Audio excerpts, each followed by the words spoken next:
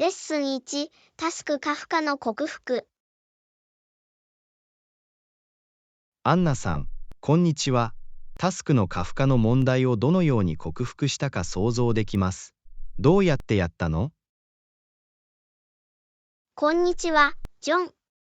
確かにやりがいはありましたが、仕事量の管理に役立つ戦略がいくつか見つかりました。それは印象的です。過負荷に対処するためにどのような戦略を採用しましたか？まず、緊急度と重要度に基づいてタスクに優先順位をつけました。早急な対応が必要なことに集中するのに役立ちました。優先順位付けは確かに重要です。そのために何か特定のツールやテクニックを使っていましたか？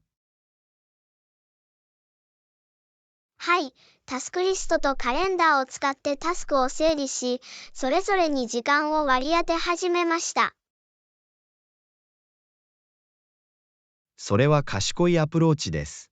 タスクを視覚的に表現することで、より管理しやすくなります。絶対に。また、重複している締め切りや矛盾している締め切りを特定するのにも役立ちました。事前に競合を特定することで、より適切な計画が可能になり、不必要なストレスを防ぐことができます。他に何をしましたか？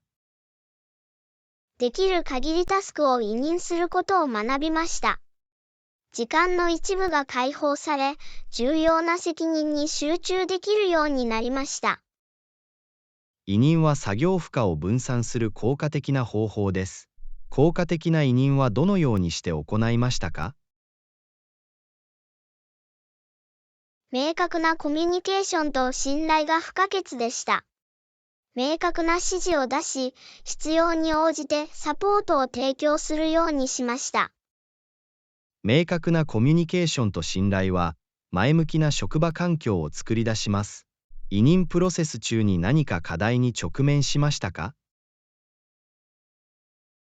はい、いくつかの課題に遭遇しました。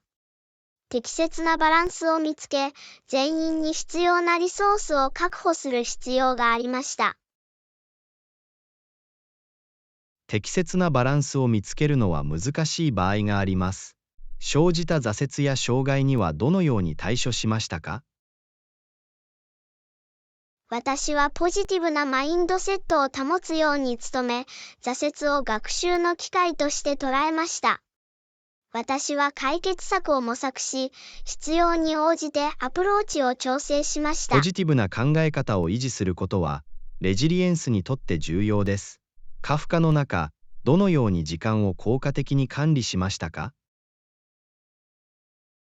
タイムブロッキングは私にとってゲームチェンジャーでした。様々なタスクに特定のタイムスロットを割り当て、気を散らすものを最小限に抑えました。タイムブロッキングは生産性の最適化に役立ちます。予期しないタスクや中断にどう対処しましたか？私は柔軟に対応し、それに応じてスケジュールを調整することを学びました。新しいタスクの緊急性を評価し、必要な変更を加えました。予期しない状況に直面した時には、柔軟性が不可欠です。過負荷の時に他の人に支援を求めましたか？はい、同僚に連絡を取り、必要に応じて支援を求めました。チームワークとコラボレーションは大きな違いをもたらしました。チームワークは負担を軽減し、協力的な職場環境を育むことができます。今後、タスクが過負荷になるのを防ぐために何か対策を講じましたか？絶対に。現実的な期待と境界を設定し始めました。必要な時にはノーと言い、やりすぎないようにすることを学びました。健全なワークライフバランスを維持するには、境界線を設定してノーということを学ぶことが不可欠です。今、どう感じていますか？随分気分が良くなりました。これらの戦略を実行することで、私はより組織的になり、生産的になりました。それを聞くのは素晴らしい。あなたの経験と洞察は、同じような課題に直面している他の人々にとって貴重です。そう願っています。各個人に最適なものを見つけ、それぞれのニーズに合わせて戦略を調整することが重要です。これ以上は同意できませんでした。タスクオーバーロードを克服するまでの道のりを共有していただきありがとうございます。レッスン2、アイコンタクトの維持。アンナさん、こんにちは。アイコンタクトを維持することの重要性についてお話ししたいと思います。コミュニケーションを大幅に強化できます。こんにちは、ジョン。全くその通りだ。アイコンタクトは注意力を示し、つながりを築くのに役立ちます。これは、興味とエンゲージメントを伝える強力な非言語的手がかりです。アイコンタクトを保つ練習はどのようにしていますか？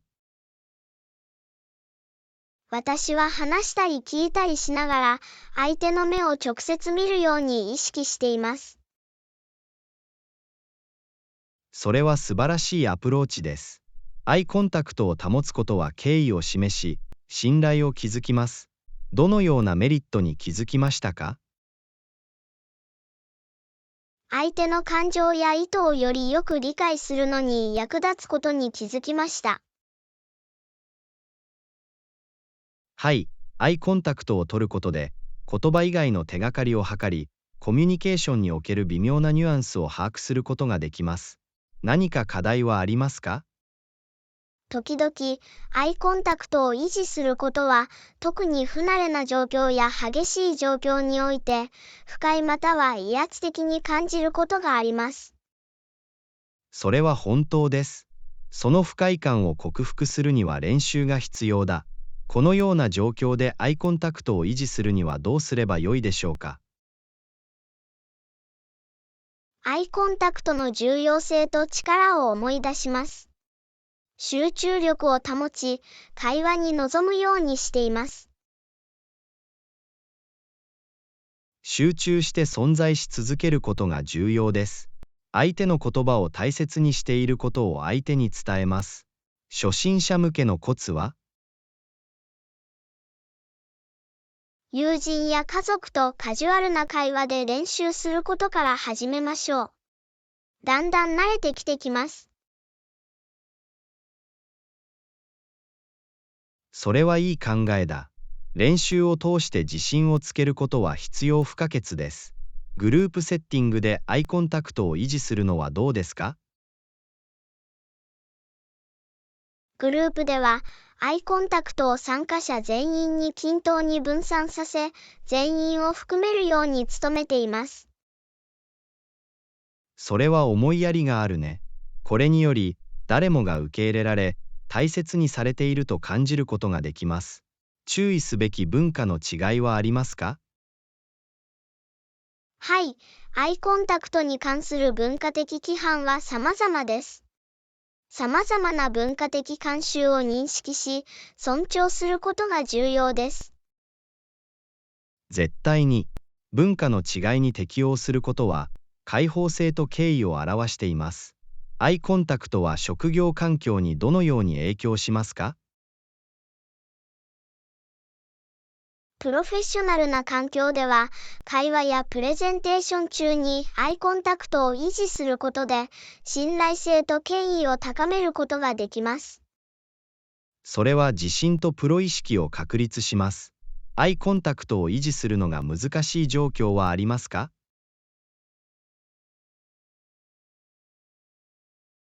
個人的な理由や文化的背景により、アイコンタクトが困難な人もいます。思い込みをせず、理解することが重要です。それは良い点です。私たちは常に他人の快適さを意識し、思いやりを持つべきです。アイコンタクトを保ちながら、注意散漫にどう対処しますか？目の前にいる人に集中して、気を散らすものを最小限に抑えるようにしています。気が散るようなことがあったら、それを認めて注意をそらします。気を散らすものを認め、焦点を合わせ直すのは素晴らしい戦略です。会話を大切にしていることがわかります。アイコンタクトの維持について最後に考えたことはありますか？アイコンタクトを維持することは、練習すれば身につけることができるスキルであることを忘れないでください。時間と労力をかけて習得する価値はあります。よく言った。コミュニケーションにおけるアイコンタクトの重要性についてのご意見をお寄せいただきありがとうございます。レッスン3、持続可能な生活。アンナさん、こんにちは。より持続可能なライフスタイルを考えたことはありますか？こんにちは、ジョン。はい、最近気になっていることです。サステナビリティを優先することが重要だと思います。絶対に。私たちの行動が環境に与える影響を考えることは重要だと思います。例えば、太陽光発電などの再生可能エネルギー源を利用することで、二酸化炭素排出量を大幅に削減できます。それは素晴らしい点です。持続可能性を高めるもう一つの簡単な方法は、水の消費量を減らすことです。シャワーを浴びる時間を短くし、水漏れを直せば大きな違いが生まれます。そうだね。水の節約は不可欠だ。また、リサイクルの重要性についても触れておく価値があります。廃棄物を適切に分別することで、埋め立て地に送られる廃棄物の量を減らすことができます。間違いなく。リサイクルは私たちが日常生活に簡単に取り入れることができる習慣です。さらに、ウォーターボトルやショッピングバッグなどの再利用可能なアイテムを選択することで、使い捨てプラスチック廃棄物を大幅に削減できます。使い捨てプラスチックは私たちの環境にとって大きな懸念事項です。持続可能な生活のもう一つの側面は、地元の有機食品を支援することです。地元で調達した農産物を購入することで、二酸化炭素排出量を削減し、地元企業を促進することができます。完全に同意します。地元の農家を支援し、有機食品を選ぶことは、私たちの健康に役立つだけでなく、有害な農薬の使用を減らし、持続可能な農業観光を支援するのにも役立ちます。それは私のもう一つの関心事です。サステナビリティを優先する人が欲しい。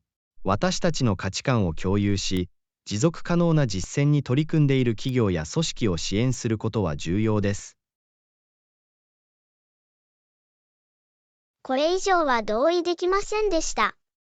購入する製品やサポートする企業を念頭に置くことは非常に重要です。意識的な選択をすることで、より持続可能な未来に貢献できます。絶対に。日常生活の小さな変化が大きな影響を与えます。大切なのは、自分の行動に気づき、責任を持つことです。その通りだ。持続可能性に向けて私たちが取るすべての前向きなステップは重要です。これからもより持続可能な生活を送る方法を学び、共有していきましょう。間違いなく、力を合わせれば変化をもたらし、より持続可能な世界に向けたこの旅に他の人々も参加するよう促すことができます。レッスン4、幼児への指導。アンナさん、こんにちは。幼い子供たちに教えた経験について話したことはありますか？こんにちはジョン。いいえ、あなたはしていません。ぜひ聞きたいです。幼い子供たちに教えることはかなりやりがいがあり、やりがいがあるに違いありません。間違いなくそうです。幼い子供たちに教える際の重要な側面の一つは、子供たちを引きつけ続けることです。インタラクティブなアクティビティやゲームを使うことで、お子様の注意を引き、学習が楽しくなります。それは素晴らしいアプローチのように思えます。学習を楽しくすることで、教育への愛情を育むことができます。どのような活動が一番効果的だと思いますか？よく音楽や動きを授業に取り入れています。歌を歌ったり、ダンスルーチンをしたり、楽器を演奏したりすることで、楽しみながら学ぶことができます。それは素晴らしいです。音楽と動きは創造性を刺激し、運動能力を高めることができます。他にどのような戦略をとっていますか？視覚補助も不可欠です。カラフルなフラッシュカード、写真、小道具を使うと、新しい概念を理解しやすくなり、記憶力が向上します。視覚教材がいかに役立つかがわかります。視覚的に表現できるので、理解しやすくなります。相手の行動を管理するコツはありますか？絶対に、明確なルールとルーチンを確立することが重要です。期待値を設定し、前向きな行動を称賛することは、構造化された前向きな学習環境を作り出すのに役立ちます。それは理にかなっています。一貫性と積極的な教科は、良い行動を促し、学習を促す雰囲気を作り出すことができます。子どもたちの個人差にどのように対処していますか？指導を区別することが重要です。子どもにはそれぞれ独自の強みと弱みがあります。個別のサポートを提供し、学習スタイルに合わせて指導方法を適応させることは、子どもたちの進歩に役立ちます。私も同感です。生徒のニーズに合わせてレッスンを調整することで、学習の可能性を最大限に引き出すことができます。生徒のソーシャルスキルをグループどのよう活動やに育てて共同いますか？プロジェクトは、社会的スキルを伸ばすのに最適です。チームワーク、コミュニケーション、共感を奨励することで、関係を築き、他の人と効果的に仕事をすることができます。それは素晴らしいです。他者とコラボレーションしたり交流したりすることを学ぶことは、人生に欠かせないスキルです。相手の進歩をどう評価しますか？継続的な評価が不可欠です。非公式な観察、クイズ、実践的なアクティビティを通じて、生徒の理解度を測り、学習ニーズに合わせて調整することができます。なるほど。定期的な評価は、進捗状況を監視し、追加の支援が必要な分野を特定するのに役立ちます。幼い子どもたちに教えるにあたって、包括的なアプローチをとっているようですね。ありがとうございます。彼ら特有のニーズに依頼ながら、前向きで魅力的な学習環境を作ることが全てです。幼い子どもたちに教えることは難しいかもしれませんが、彼らの成長と熱意を見ることは信じられないほどやりがいのあることです。レッスン5、問題解決。アンナさん、こんにちは。創造的な問題解決を必要とする困難な問題に直面したことがありますか？こんにちは。はい、私は持っています。かなりイライラすることもありますが、革新的なソリューションを見つけることはやりがいがあります。このような状況に遭遇したことはありますか？絶対に。最近、仕事で問題があって、解決策を見つけるために既成概念にとらわれずに考える必要がありました。なかなかの旅でした。あなたはどう？わかりました。問題に直面したときは、状況を分析し、考えられる解決策をブレインストーミングするようにしています。オープンマインドで取り組むことが大切です。それは素晴らしいアプローチです。問題を理解し、さまざまな視点を検討することは、画期的な解決策につながります。考えられる解決策をどのように評価しますか？さて、私は各オプションの長所と短所を比較検討します。実現可能性、潜在的なリスク、そしてそれが全体的な状況に与える影響を検討します。それは賢いアプローチ方法です。潜在的な結果を評価することは、情報に基づいた意思決定に役立ちます。最適なソリューションについて確信が持てないときはどうしますか？そのような場合は、同僚やその分野の専門家にアドバイスを求めます。様々な視点を得ることは貴重な洞察をもたらし、より多くの情報に基づいた選択をするのに役立ちます。それは素晴らしいアイデアです。他の人と協力し、その専門知識を活用することで、より良い問題解決につながります。その過程での挫折にはどのように対処していますか？挫折は避けられません。課題に直面したとき、私は前向きで回復力を保つように努めています。私は挫折から学び、それを成長の機会として利用します。それは立派な態度です。障害を克服するには、前向きな考え方を保ち、失敗から学ぶことが不可欠です。選択したソリューションが効果的であることを確認するにはどうすればよいでしょうか？効果を確実にするため、計画を立て、測定可能な目標を設定します。進捗状況を定期的に監視し、途中で調整を行うことは、望ましい結果を達成するのに役立ちます。これは実践的なアプローチです。明確な計画を立て、進捗状況を追跡することで、選択したソリューションが正しい方向に進んでいることを確認できます。問題解決プロセスをどのように振り返っていますか？ジョン、継続的な改善には10項が重要です。ソリューションを実装したら、結果を評価し、改善すべき領域を特定します。問題解決のスキルを磨くのに役立ちます。それは賢明な習慣です。プロセスを熟考することで、私たちは経験から学び、より優れた問題解決者になることができます。問題解決に対するあなたのアプローチを聞いて、洞察力に富んでいます。ありがとうございます。同様に、私はあなたの視点から多くのことを学びました。問題解決は、実践とオープンマインドセットで磨くことができるスキルです。絶対に、人生のさまざまな面で役立つことができるので、開発する価値のあるスキルです。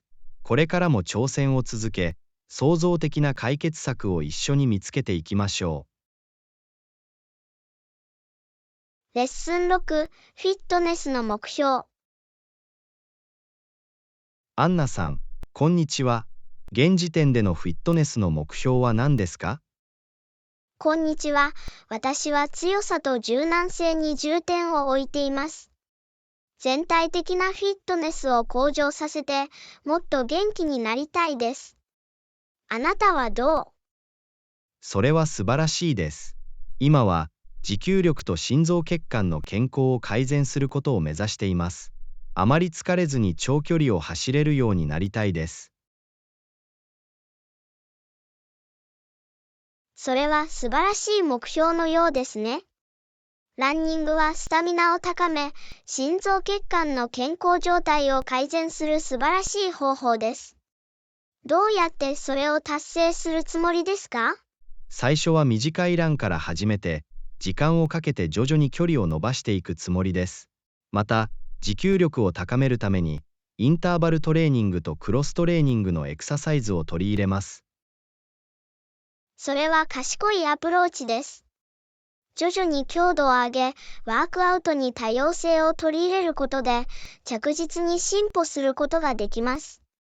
特定のマイルストーンについて考えたことはありますか？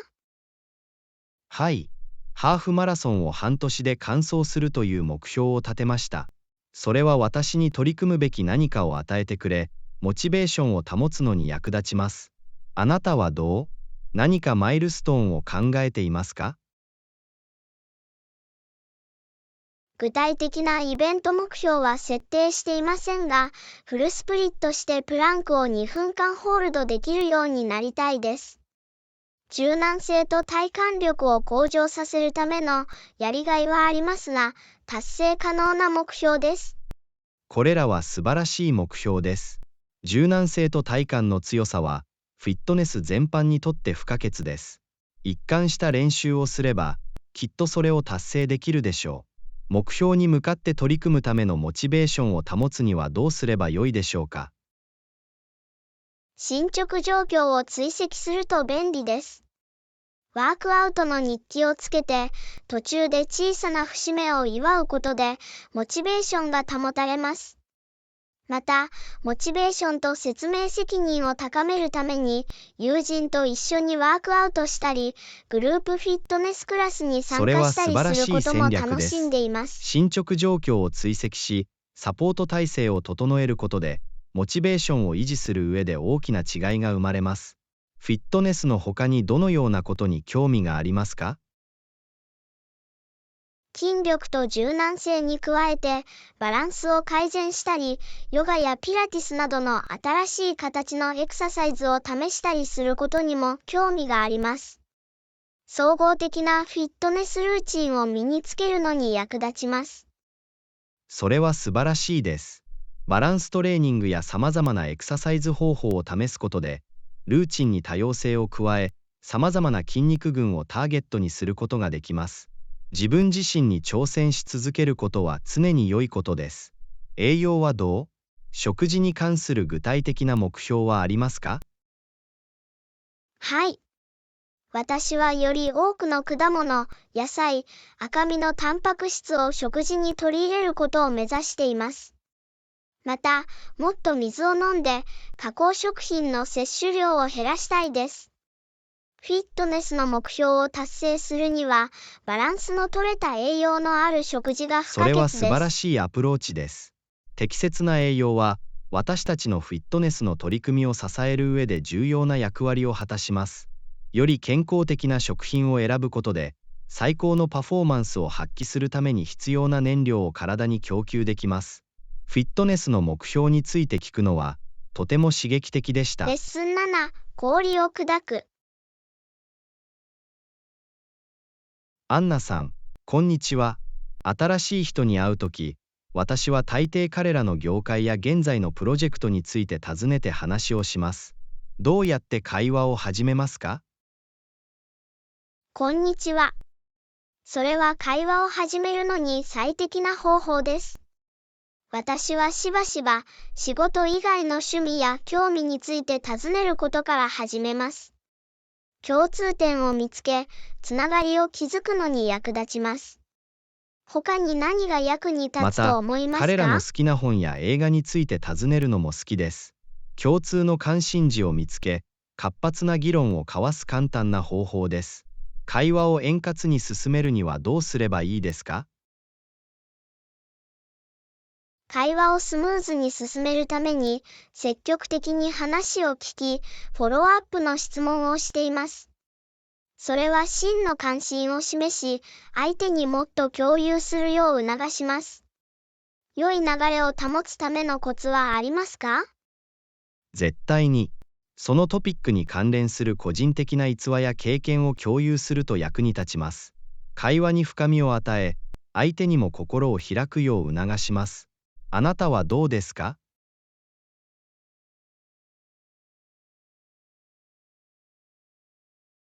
私も同感です。個人的な話を共有することで、よりリラックスした快適な雰囲気が生まれます。これにより、双方がより深いレベルでつながることができます。やりがいのある会話に遭遇したことはありますか？時々、沈黙の瞬間があったり、共通点を見つけるのが難しいことがあります。そのような状況では、相手にもっと分かち合うように促すために、自由回答形式の質問をするようにしています。そんな瞬間をどう捉えていますか？その瞬間に新しい話題を紹介したり、彼らの将来の抱負について尋ねたりしてアプローチします。会話を変え、関心のある様々な分野を探求するのに役立ちます。会話を優雅に終わらせたいときはどうしますか？会話を終わらせたいとき、私は大抵そのやりとりに感謝の意を表し、その人と知り合うことができてよかったと言います。次に、つながりを保つか、連絡先情報を交換することを提案します。あなたはどう？それは会話を終わらせる礼儀正しい方法です。私も似たようなことをしています。会話への感謝の気持ちを表し、将来また会う可能性を示唆しています。それはさらなる交流への扉を開いたままにします。人に会った後、どうやって名前を人覚えるの？の名前を覚えるために、会話中も名前を繰り返すように意識しています。また、私はその人の名前を、その人の職業や独特の特徴など、記憶に残る何かを連想します。あなたのアプローチはどのようなものですか？私も同様のアプローチを使います。繰り返しと連想は役に立つテクニックです。また、別れを告げたり、その名前を使ってメッセージをフォローアップしたりするときは、その人の名前を使うようにしています。記憶力が強くなります。氷を砕く方法を議論するのは面絶対に白かった。つながりを築き、有意義な会話を育むには、氷を砕くことが不可欠です。これらの戦略を用いることで、魅力的な交流を生み出し、ポジティブな印象を与えることができます。他の人とつながる新しい方法を引き続き模索していきましょレッスン8、簡単で美味しい料理。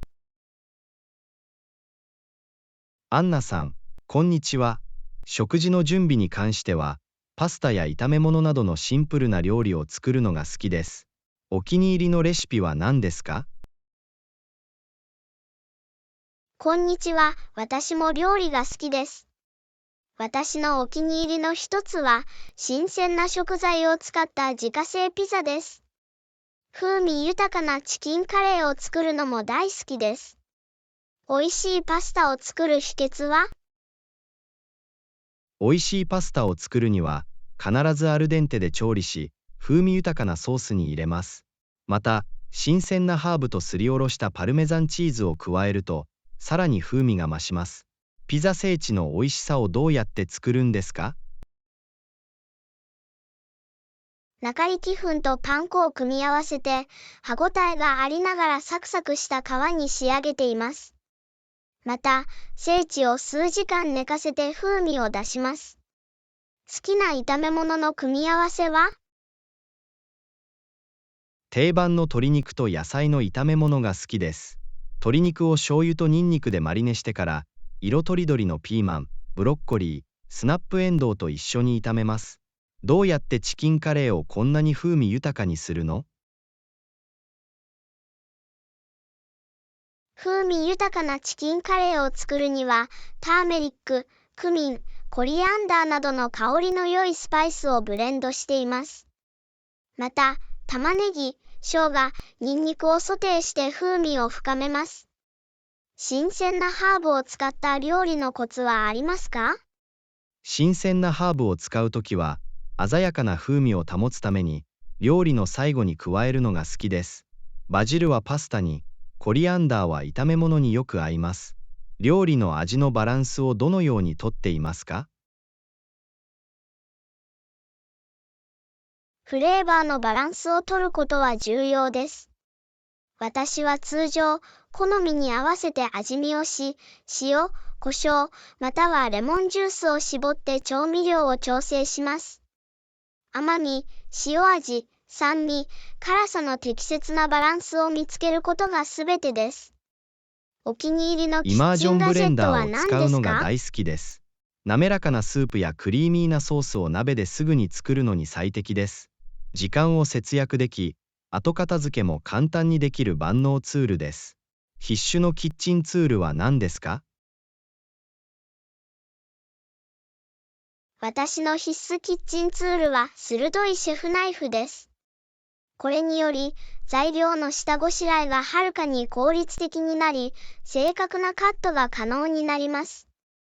良い包丁は料理がずっと楽しくなります。新しいレシピをどうやって試すの？新しいレシピを試すために、オンラインや料理本でインスピレーションを探すことがよくあります。様々なフレーバーの組み合わせを試したり、伝統的なレシピに独自のひねりを加えたりするのが好きです。キッチンでの事故にはどのように対処していますか？キッチンでの事故は誰にでも起こるものだ。何かおかしくなったら、落ち着いてクリエイティブな解決策を考えます。時々、間違いが美味しいサプライズにつながることがあります。好きなコンフォートフードは何ですか？私のお気に入りのコンフォートフードは、温かい自家製チキンヌードルスープです。特に寒い時期には、鎮静作用と栄養補給効果があります。甘いものが食べたい気分になったら、頼りになるデザートは何ですか？甘いものが欲しくなったら、蜂蜜とシナモンを振りかけたシンプルなフルーツサラダを作るのが好きです。甘党を満足させる爽やかでヘルシーな方法です。お気に入りのレシピについて話し合うのは楽しかったです。絶対に、料理への愛情を分かち合い、ヒントを交換することで、料理の旅がさらに楽しくなります。これからも一緒に新しい味や料理を探求していきましょレッスン9、甘くてクリーミーなフロスティング。アンナさん、こんにちは。ベーキングに関しては、特別なフロスティングレシピはありますか？私はいつもクリームチーズのフロスティングを作ります。ケーキやカップケーキに美味しいピリッとした味わいを加えます。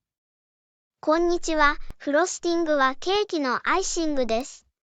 クラシックなバタークリームのフロスティングを作るのが大好きです。濃厚でクリーミーで用途が広いです。完璧なクリームチーズのフロスティングを作る秘訣は何ですか？完璧なクリームチーズのフロスティングを作るには、必ず柔らかくしたバターとクリームチーズを使います。粉砂糖もダマにならないようにふるいにかけます。滑らかでふわふわのバタークリームのフロスティングはどうやって作るんですか？滑らかでふわふわのバタークリームのフロスティングを作るには、バターを軽くクリーミーになるまで泡立ててから、粉砂糖を少しずつ加えます。ミルクやクリームを少しかけると、お好みの濃さになります。クリームチーズのフロスティングに合うお気に入りのフレーバーは何ですか？クリームチーズのフロスティングとキャロットケーキの組み合わせが大好きです。ピリッとしたフロスティングとしっとりとしたスパイスの効いたケーキの組み合わせがたまりません。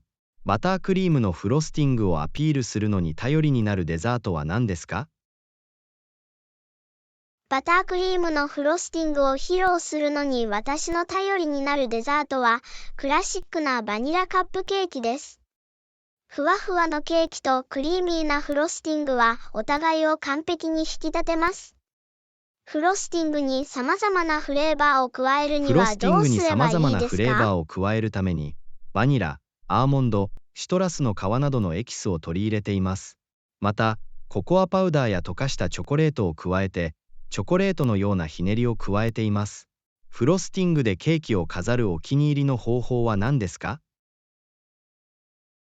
パイピングバッグや様々なチップを使って、フロスティングで装飾的なパターンを作るのが好きです。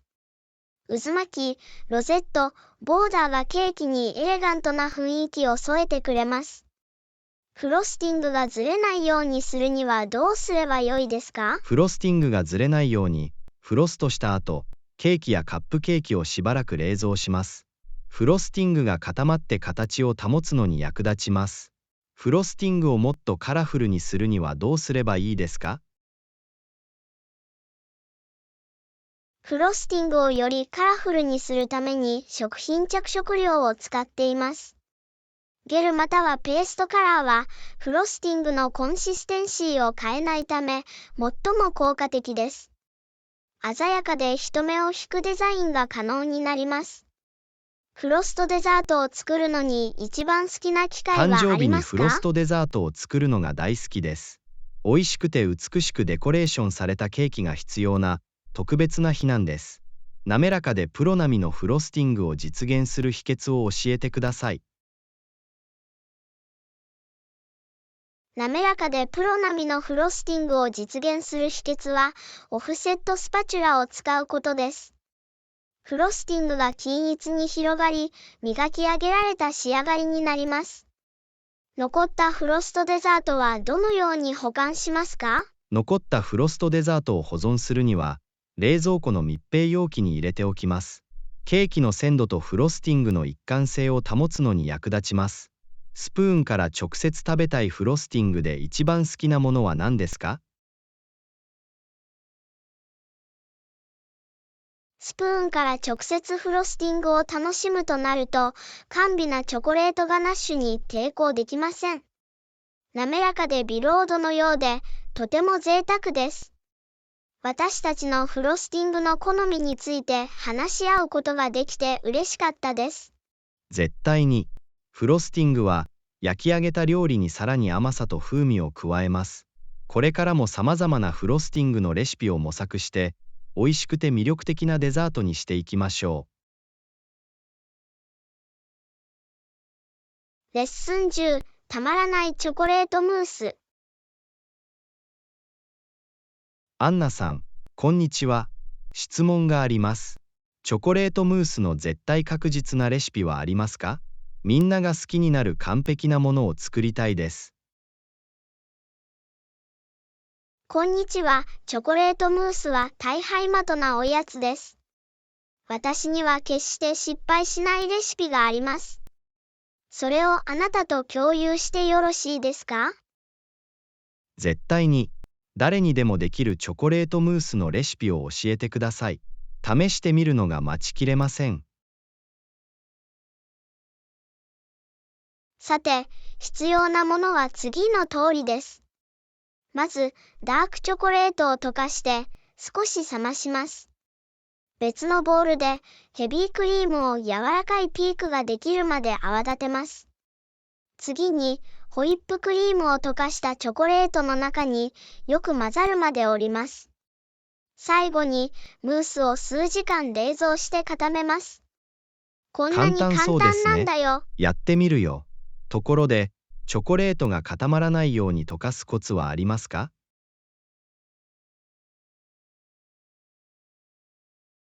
はい。チョコレートを溶かすときは優しく溶かすことが大切です。電子レンジやダブルボイラーを使い、チョコレートをこまめにかき混ぜて加熱しすぎないようにする。チョコレートに水が触れると、チョコレートが固まってゴツゴツになることがあります。ヒントをありがとう。チョコレートを溶かすときは気をつけておくよ。チョコレートムースを完璧な食感にするにはどうすればいいの？チョコレートムースに完璧な食感を出すには、ホイップクリームを溶かしたチョコレートにそっと折りたたむことが重要です。これは空気を取り入れ、軽くて風通しの良いムースを作るのに役立ちます。それは理にかなっています。ムースの食感を保つために、必ずホイップクリームを丁寧に畳みます。チョコレートムースの盛り付けについて何かアドバイスはありますか？絶対に。チョコレートムースは個別のグラスまたはラメ菌で提供できます。ホイップクリーム、チョコレートの削りくず、または新鮮なベリーを添えて、さらに優雅に仕上げることもできます。これらは素晴らしいサービングの提案です。見栄えを良くするために、必ずホイップクリームとチョコレートの削りくずを上に加えます。出す前にムースはどのくらいの時間冷蔵すればいいですか？ムースは少なくとも2時間冷蔵するのが一番です。これにより、固まるのに十分な時間が与えられ、フレーバーが溶け合うようになります。ただし、一晩冷蔵してよりしっかりした食感にすることもできます。事前に計画を立て、ムースを一晩冷蔵します。こうしておけば、完璧にセットされ、翌日に楽しむ準備が整います。味わうのが待ちきれません。きっと美味しくなると思います。チョコレートムースはいつも大勢の人を喜ばせる。その濃厚でビロードのような美味しさをスプーン一杯ずつ味わうことを忘れないでください。絶対に行きます。誰にでもできるチョコレートムースのレシピと役立つヒントをすべて共有していただきありがとうございます。作って友達や家族と共有できるのが楽しみです。レッスン11、冒険的なサファリの夢。こんにちは、アンナ。アフリカでサファリに行くことを考えたことはありますか？信じられないような冒険のようですね。こんにちは。はい、ずっとサファリに行くことを夢見ていました。自然の生息地で野生動物を見る機会は本当に素晴らしいです。サファリにはアフリカのどの国を選びますか？難しい選択です。しかし、タンザニアとケニアは多様な野生動物が生息する人気のサファリの目的地だと聞きました。あなたはどう？行ってみたい国はある？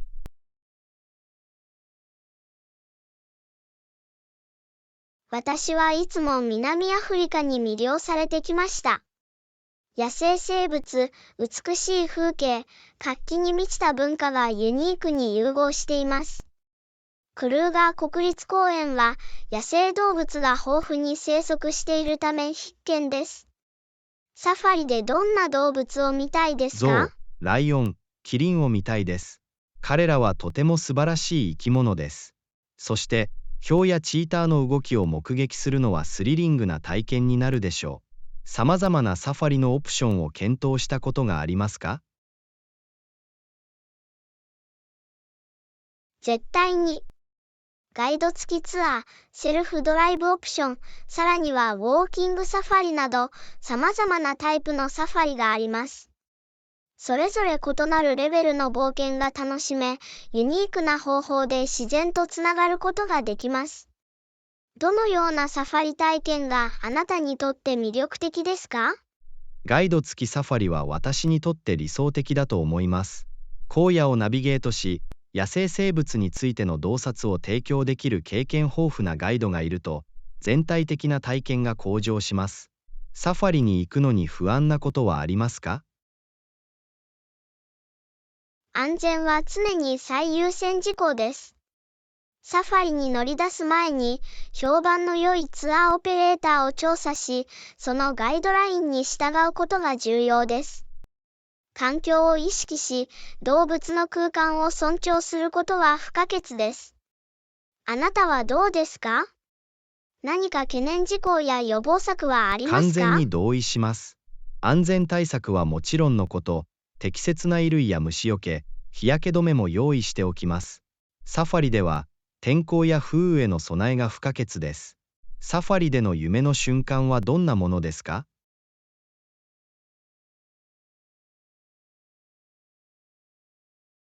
私の夢の瞬間は、野生のメスライオンが子と一緒にいるのを目撃することです。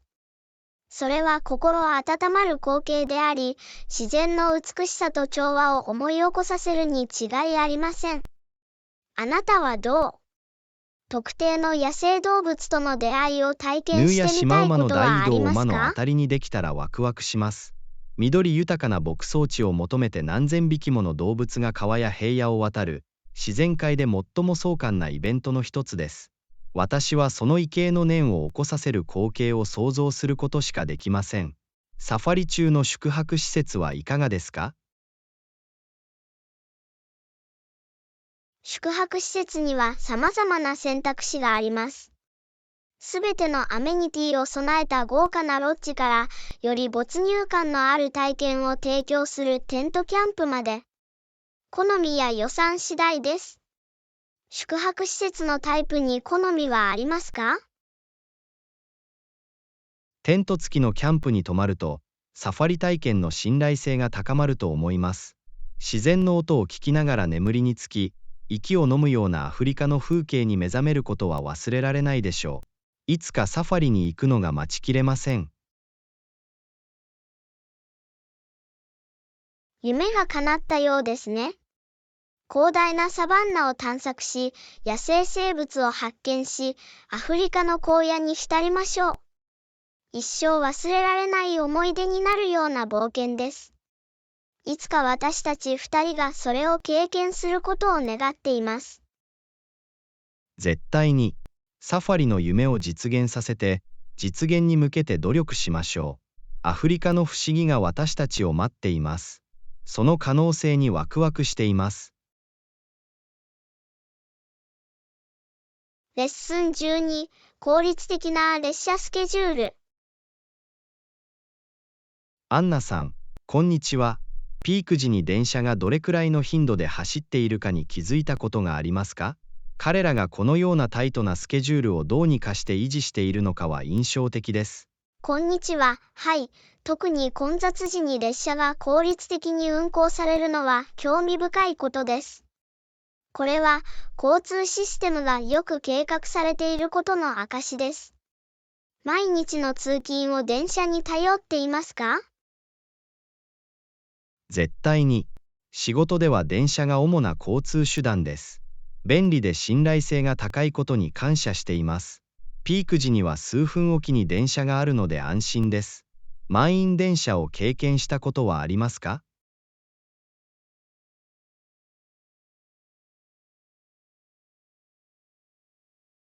はい、持っています。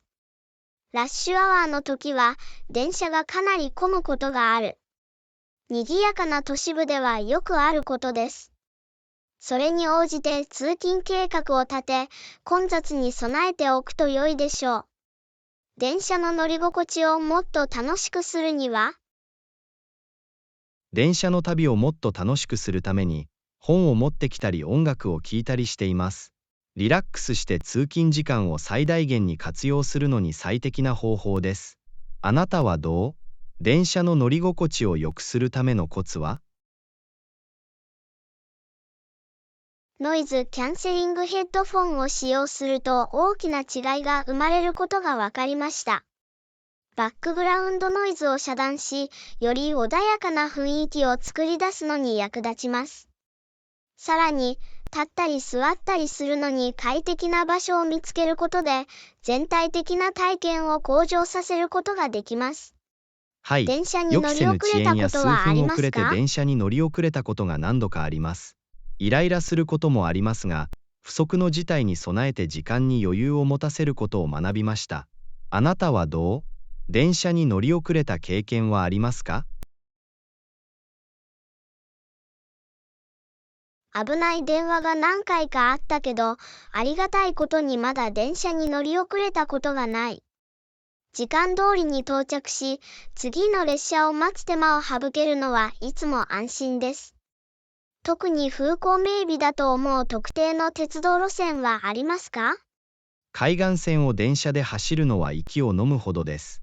海と海岸の風景の眺めはまさに素晴らしいです。通勤中の目の保養になります。好きな路線はありますか？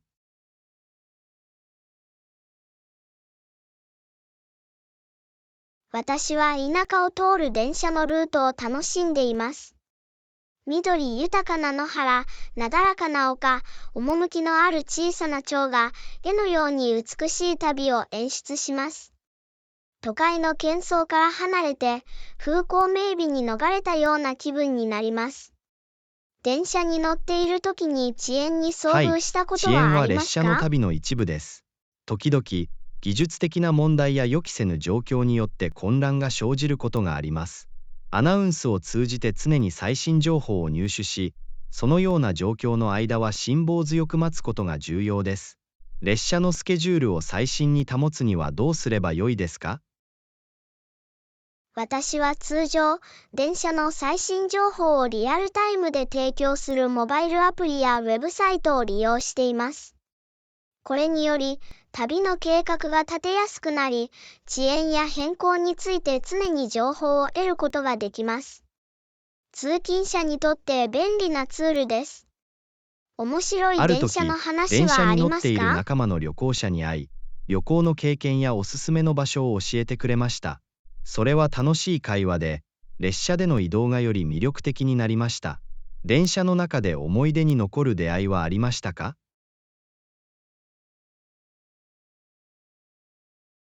教訓13、顧客獲得の成功。アンナさん、こんにちは。新しいビジネスを始めると聞きました。新しい顧客を作って頑張ってください。顧客を引きつけるための戦略はありますか？こんにちは、ありがとうございます。はい、新規顧客を獲得するためのアイデアがいくつかあります。お客様に私の製品を試してもらうために、特別なプロモーションや割引を提供する予定です。あなたはどうですか？新規顧客を引きつけるコツは？絶対に。プロモーション以外にも、ソーシャルメディアマーケティングを通じて強力なオンラインプレゼンスを構築し、潜在的な顧客と交流することは非常に効果的です。認知度を高め、関係を築くことがすべてです。顧客との関わり方をどう計画していますか？私はソーシャルメディアプラットフォームで積極的に活動し、コメントやメッセージに迅速に対応します。また、ウェブサイトにライブチャット機能を組み込んで、即時にサポートを提供したり、顧客からの問い合わせに対応したりする予定です。あなたはどうですか？顧客とどパーソナのようにライズされ関わってたメールやいますか？ニュースレターを顧客に送信することで、顧客の関心を維持できることが分かりました。最新情報や限定オファー、貴重なコンテンツを共有できる素晴らしい方法です。さらに、相手のニーズを気にかけていることが伝わります。特定のターゲットオーディエンスを念頭に置いていますか？はい、ターゲットオーディエンスの属性や興味に基づいてターゲットオーディエンスを特定しました。彼らのニーズや好みを理解することで、効果的に共感してもらえるようにマーケティングメッセージを調整できます。あなたはどうですか？ターゲットオーディエンスは誰ですか？私のターゲットオーディエンスは、テクノロジー業界の専門家です。彼らは、生産性と効率性を高めるための革新的なソリューションを探している個人です。その人が抱える課題を理解し、解決策を提示することが重要です。顧客獲得の成功をどのように測定する予定ですか？ウェブサイトのトラフィック、コンバージョン率、顧客からのフィードバックなどの主要な指標を追跡します。これらの指標を分析することで、マーケティング活動の効果を評価し、顧客獲得を改善するために必要な調整を行うことができます。あなたはどうですか？どうやって成功を図おっしゃるの？った指標に加えて、私は顧客維持率も監視しています。新規顧客を獲得するだけでなく、優れた製品やサービスを提供して顧客を維持することも重要です。リピーターは成功の証です。オンライン広告プラットフォームの使用を検討したことはありますか？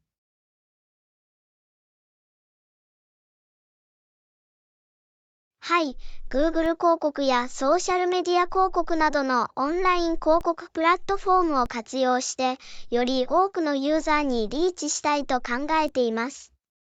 これらのプラットフォームには、特定のユーザー層や興味に焦点を当てることができるターゲティングオプションが用意されています。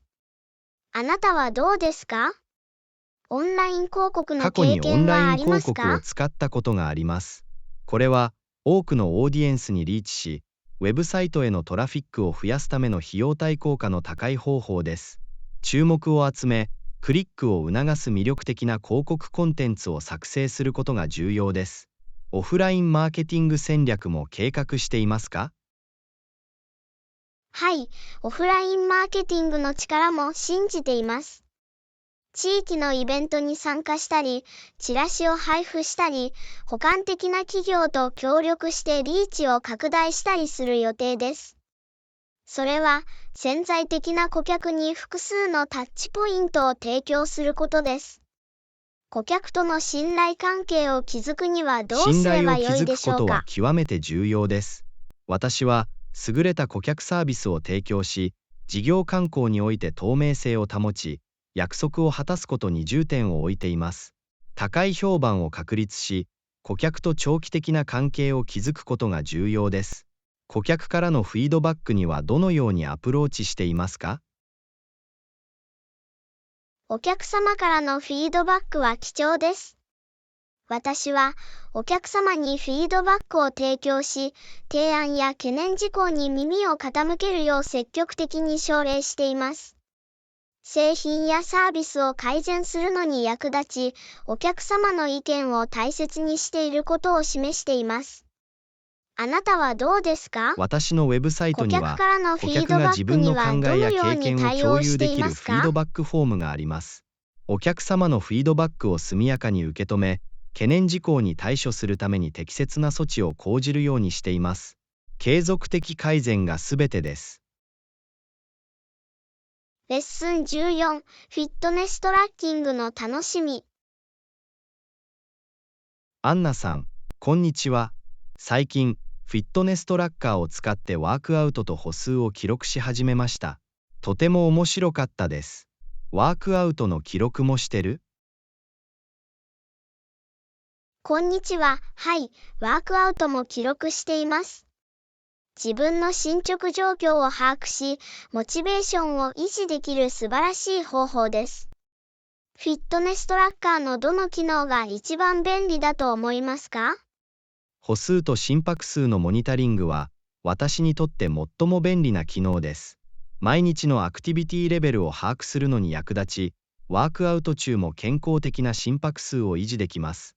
あなたはどうですか？どの機能を頼りにしていますか？睡眠追跡機能はとても面白いと思います。私の睡眠パターンに関する洞察が得られ、睡眠の質を理解するのに役立ちます。健康全般のためには、十分な休息をとることが重要です。ご自身でフィットネスの目標をは設い、定していますか？私は自分自身に挑戦するためにフィットネスの目標を設定しました。毎日達成すべき特定の歩数でも、ワークアウトの目標時間でも構いません。目標を設定することで、モチベーションと集中力が保たれます。あなたはどう？フィットネスの目標はありますか？絶対に。筋力トレーニングと柔軟性に関する目標を設定しました。ヨガのポーズによっては、持ち上げられる重量を増やしたり、柔軟性を高めたりすることを目指しています。それは私に取り組むべき何かを与えてくれます。フィットネスの目標を達成するためのモチベーションを保つにはどうすればいいの？自分の進捗状況を追跡し、その過程で小さな成果を祝うことが役立つと思います。達成感が得られ、続けようと励ましてくれます。モチベーションを保つための戦略はありますか？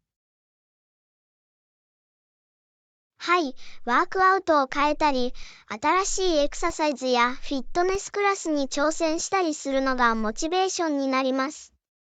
物事を面白く保ち、退屈を防ぎます。さらに、モチベーションを高めるために、友達とワークアウトしたり、グループフィットネスセッションに参加したりするのも楽しいです。フィットネスのチャレンジに以前参にフィット加したことネスチャレンはありますか？ジに参加したことがあります。自分を奮い立たせ、責任を果たすのに最適な方法です。ステップチャレンジであれ、特定のフィットネス目標であれ、ワクワク感とモチベーションをさらに高めます。あなたはどうですか？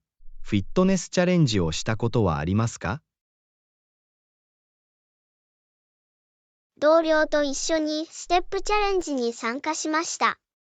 私たちはチームを結成し、誰が集合までに最も多くのステップを達成できるかを競いました。お互いに励まし合い、健全な競争を育む楽しい方法でした。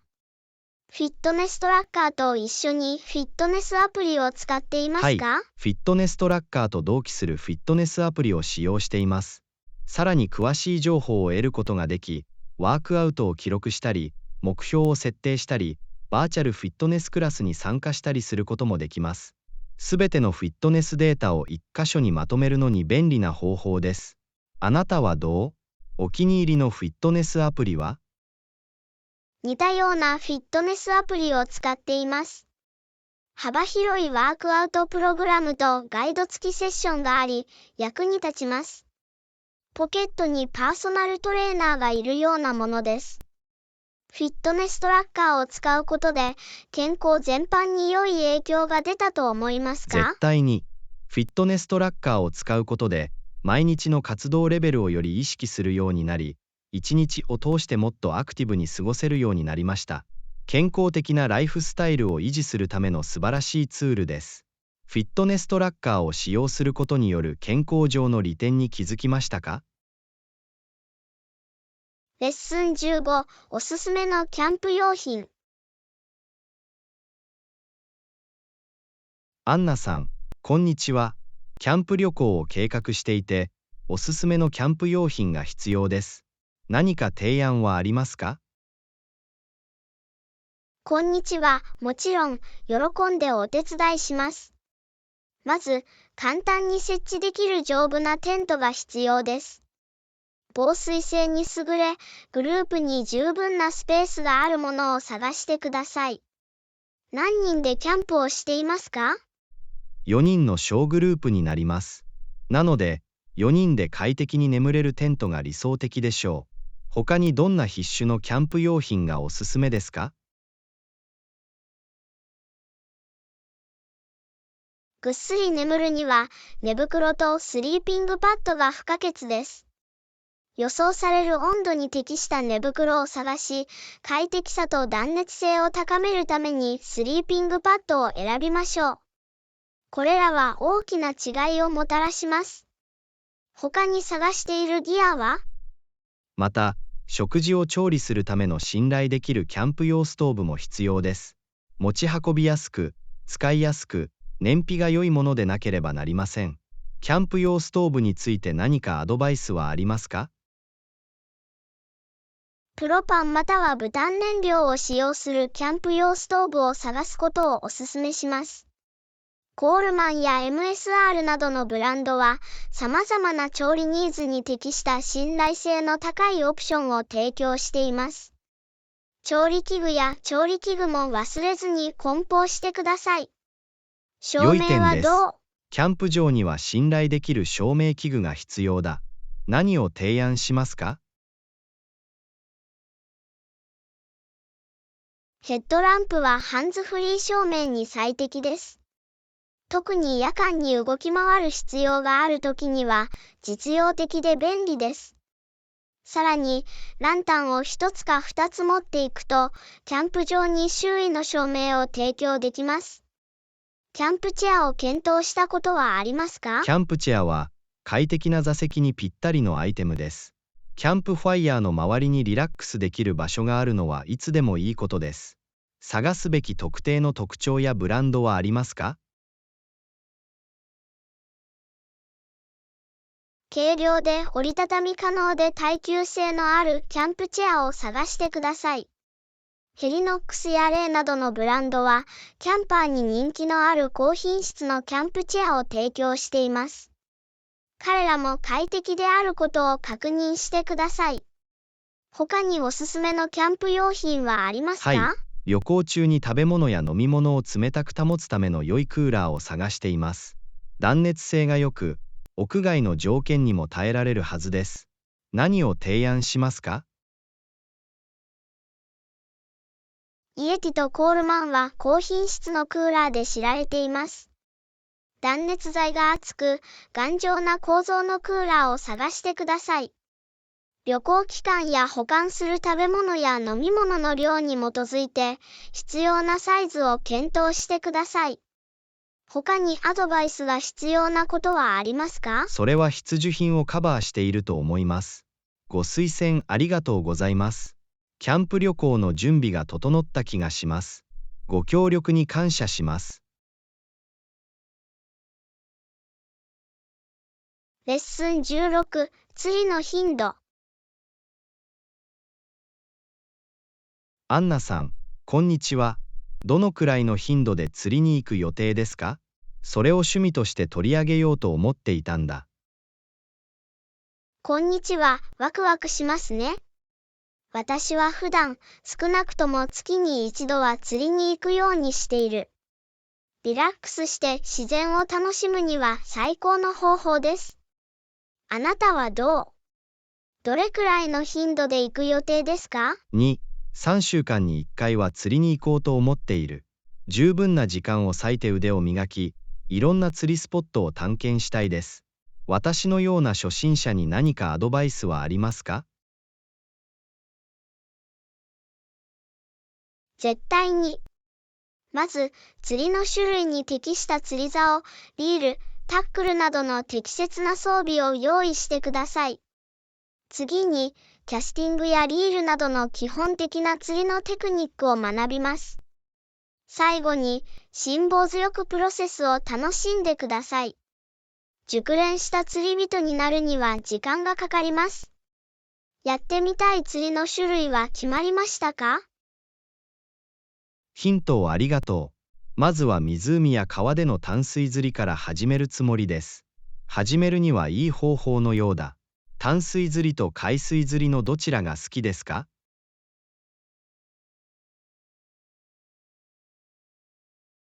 淡水釣りと海水釣りの両方に独自の魅力があります。しかし、淡水釣りの方が身近なので、私は淡水釣りの方が好きです。釣れる淡水魚はたくさんいて、もう少し静かです。漁業免許の取得を考えたことはありますか？はい、ほとんどの場所で釣りの免許が必要であることは承知しています。釣りを始める前に必ず必要な免許を取得しておきます。規則を守り、環境を尊重することが重要です。良い釣り場を見つけるための提案はありますか？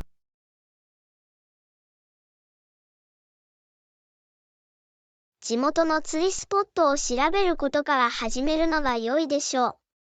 オンラインフォーラム、釣りサイト、地元の釣りクラブは、お住まいの地域の人気の釣りスポットに関する貴重な情報を提供できます。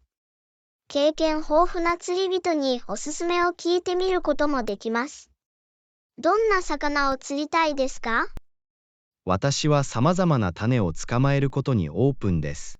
でも、特にバスやトラウトを捕まえることに興味があります。釣るにはやりがいがあってワクワクしそうです。釣るのが好きな魚はありますか？マスを捕まえるのも好きです。彼らの鮮やかな色と活発な戦いは爽快な体験をさせてくれます。また、ナマズ釣りもとても楽しいと思います。よく戦うことができ、見事な大きさに成長します。フィッシングクラブやグループへの参加を考えたことはありますか？フィッシングクラブやグループへの参加は私が考えていたことです。他の釣り人とつながり、彼らの経験から学び、さらには釣り大会に参加するのにも最適な方法です。フィッシングクラブを探す際におすすめなことはありますか？地元のタックルショップや釣り用品店には、その地域のフィッシングクラブに関する情報が掲載されていることがよくあります。メンバーシップやイベントの詳細を教えてくれたり、他の釣り人とつながったりすることもできます。チェックしてみる価値はあります。普段、釣り旅行の準備はどうやってするの？日焼け止め、虫よけ、おやつ、たっぷりの水などの必需品を必ず用意します。天気予報もチェックして、それに合わせた服装もしています。釣りをしている間は、快適で保護されていることが重要です。釣りにまつわる儀式や迷信はありますか？レッスン17、野生動物との出会い。アンナさん、こんにちは。昨日ハイキングに行ったんですが、すごかったです。たくさんの動物を見ました。楽しそうだね。あそこで動物を見たかい？こんにちは。それは驚くべきことだ。ハイキング中に野生動物を見るのはいつも特別な体験です。はい、前回のハイキングで鹿とリスの家族を見かけました。とても楽しかったです。他にどんな動物に出くわしたの？本当にスリル満点でした。キツネ、数匹のウサギ、さらにはハクトウワシが上空を舞い上がっているのを見ました。野生生物の多様性は印象的でした。ハイキング中に珍しい動物やエキゾチックな動物に出会ったことはありますか？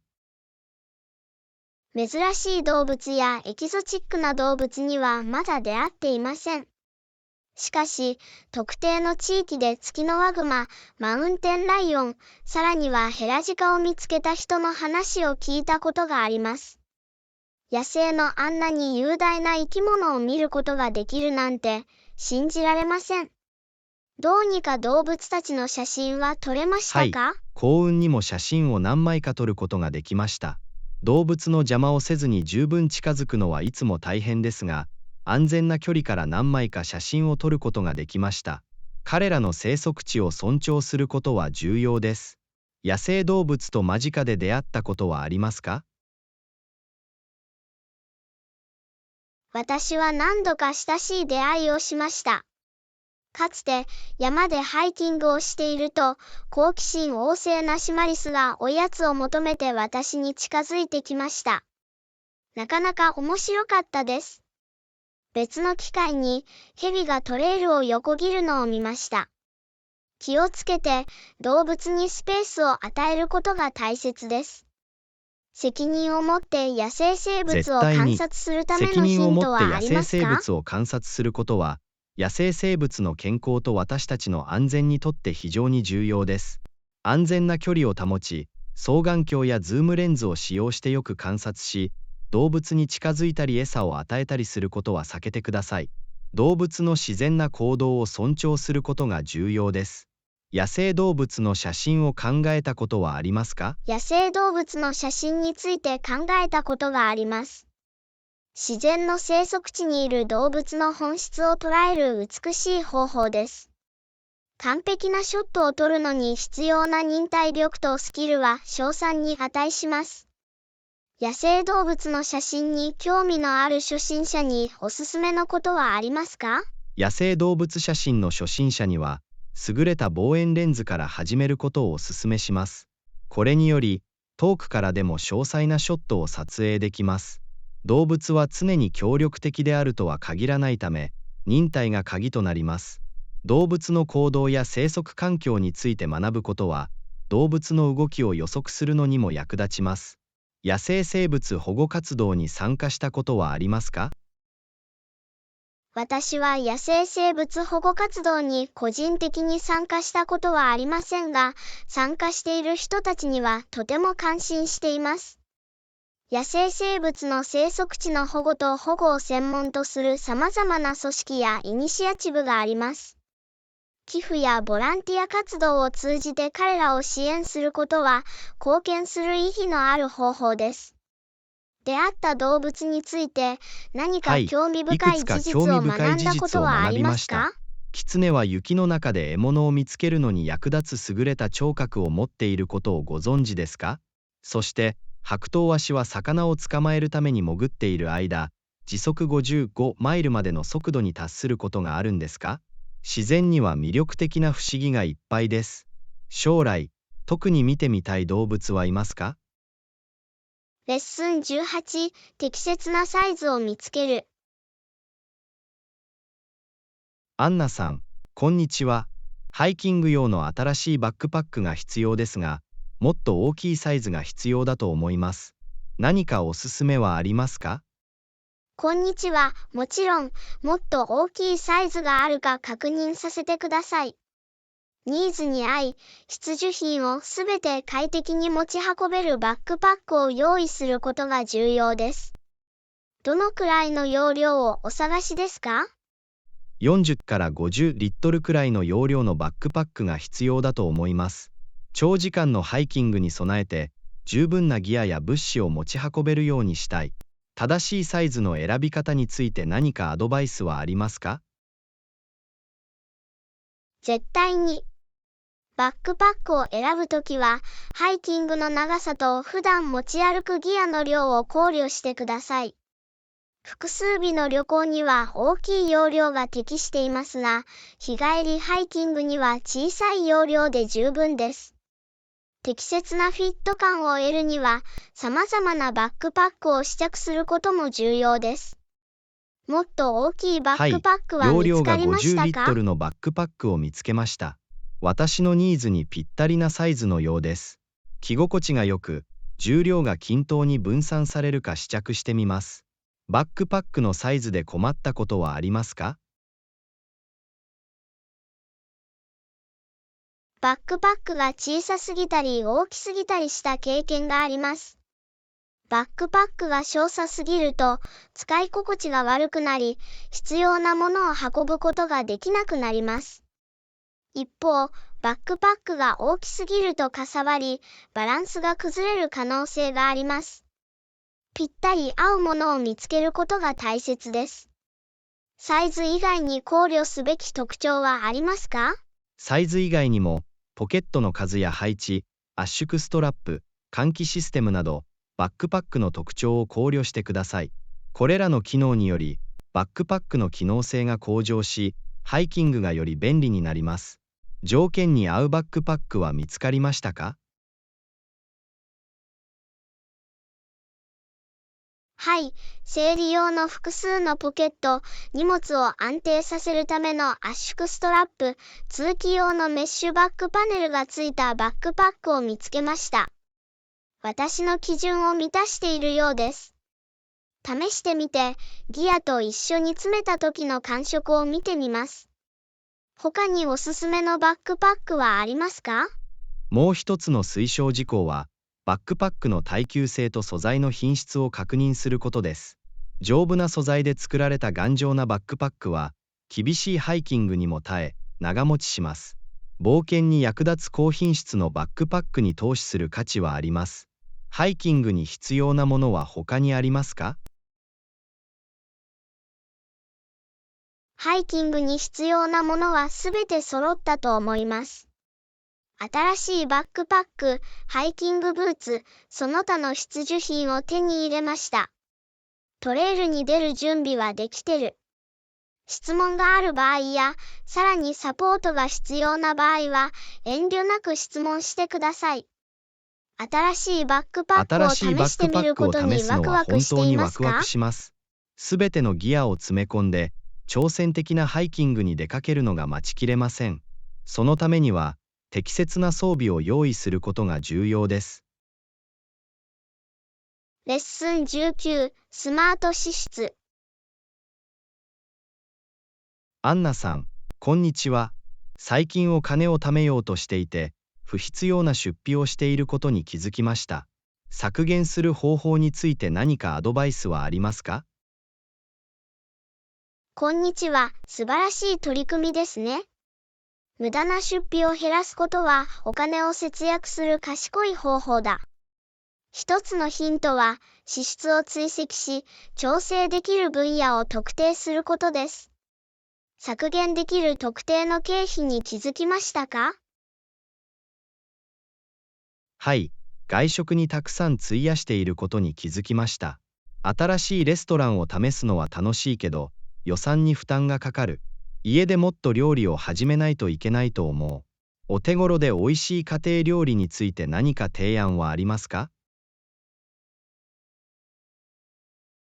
家で料理することはお金を節約する素晴らしい方法です。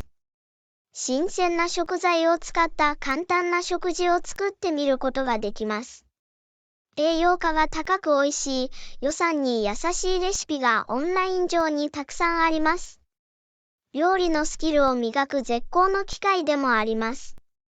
他に削減できる分野は考えましたか？私が特定したもう一つの分野は、衝動的な買い物です。本当に必要ないのに気まぐれに物を買うこともあります。購入にはもっと気を配って、本当に必要なものだけを買うべきだと思います。衝動買いに苦しんだことはありますか？共感できます。特にオンラインショッピングがとても便利な場合、衝動的な買い物は魅力的です。